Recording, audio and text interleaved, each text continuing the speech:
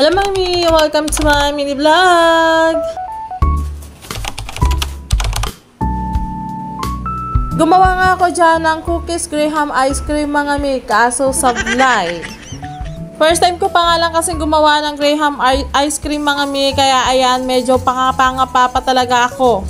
Tapos yung hand mixer ko nga dyan mga mi, hindi pa kasi dumadating, kaya yan muna ang ginamit ko.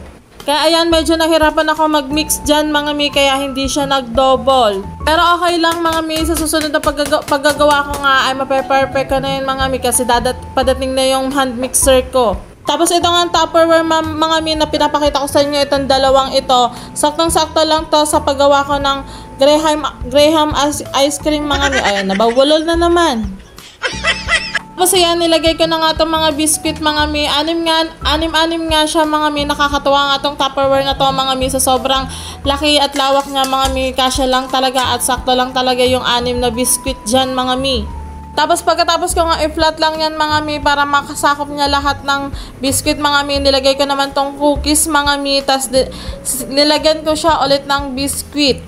Kung bet nyo rin mga mi yung Tupperware mga mi na ginamit ko, tsaka yung pandurong ng biscuit dyan mga mi, ayan, ilalagay ko na lang ang link sa comment section, tsaka dyan sa yellow basket ka mga mi. Tapos yan, ilalagay ko lang siya sa ref mga mi, hintay lang ako ng 3 to 5 hours mga mi, para tumigas na siya. Oh, happy yarn. So ayan na nga mga mi, after the many years mga mi, ayan, titignan na natin yung gawa natin. Gawa ko lang pala. Ayan na nga mga mi, ang finished product natin mga mi. Pero okay lang yan mga mi. Sabi nga kasi first time ko lang gumawa nito mga mi. So sabi nga okay lang yan pag first time. Mag-practice lang na mag-practice para maging perfect. Soon mape-perfect ko din yung paggagawa ng Graham ice cream mga mi. Araw-arawin ko to. Char. Kahit nga papaano mga mi, masarap din pala siya mga mi. Tara, kain tayo! Yun lang muna for today's video mga mi. Thank you so much!